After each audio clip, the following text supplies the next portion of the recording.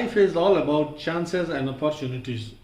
Never leave anything to chance and never let an opportunity get away. Good morning, students. Welcome to SST So Simple tutorial. In the previous lecture, we saw the emergence of a new group called middle class. This group had access to education and had new ideas. Ideals of national unity in early 19th century Europe were closely allied to the ideology of liberalism.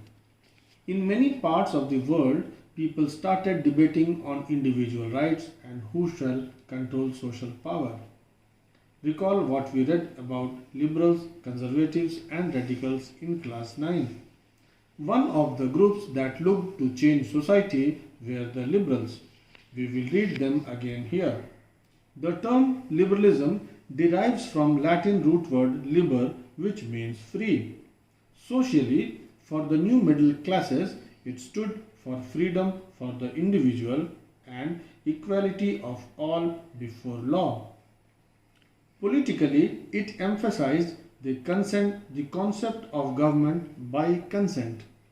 It means that government's legitimacy and moral right to use state power is only justified and lawful when consented to by the people or society over which that political power is exercised.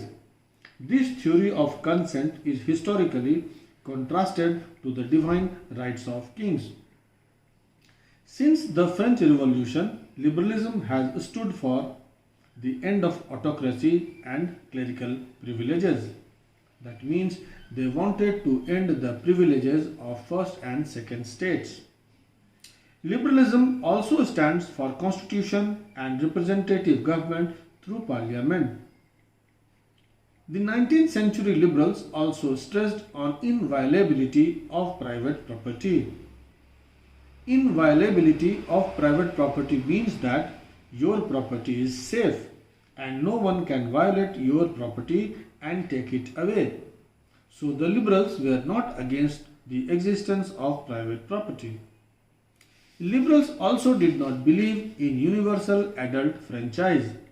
You will recall that in revolutionary France, the right to vote and to get elected was granted exclusively to property owning men. Recall active and passive citizens. Men without property and all women were excluded from political rights. Only for a brief period under the Jacobins did all adult males enjoy suffrage. Throughout the 19th century and early 20th centuries, women and non-propertied men organized opposition movements demanding equal political rights. Let's come to economic sphere now. In the economic sphere, liberalism stood for the freedom of markets and the abolition of state-imposed restrictions on the movement of goods and capital. In economics, a free market is a system in which the prices for goods and services are self-regulated by the open market and by consumers. In a free market, the laws and the forces of supply and demand are free from any intervention by a government or other authority. In simple words, it means non-intervention by the state in the economic activities of the individuals. During the 19th century, this was a strong demand of the emerging middle classes. Let us take the example of the German-speaking regions in the first half of the 19th century. Out of countless small principalities, Napoleon had created a confederation of 39 states. Each of these possessed its own currency and weights and measures. A merchant traveling from Hamburg to Nuremberg in 1833 to sell his goods had to pass through 11 custom barriers and pay a custom of about 5% at each of them. It is just like a 4-lane, When you enter into a 4-lane, you face a toll barrier where you pay the toll, then only you are allowed to pass. So just imagine in the same way, when a merchant enters a different territory, he has to pass through custom barriers. where he has to pay the custom duty. What is a custom duty? Custom duty means a tax that is imposed on the transportation of goods across international borders. It is a kind of indirect tax that is levied by the government on the imports and exports of goods. And the duties are often levied according to the weights or measurements of the goods.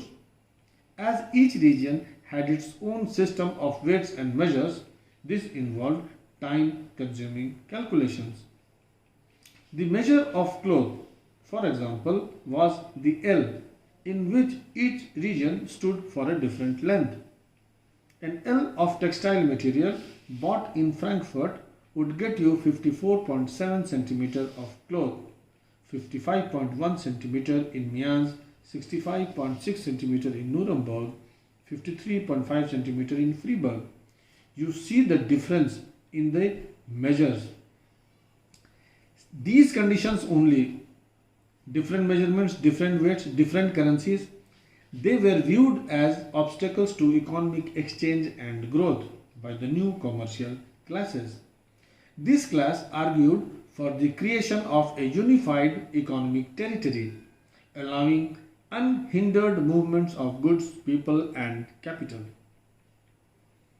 In 1834, a custom union called Zollverein was formed at the initiative of Prussia and joined by most of the German states.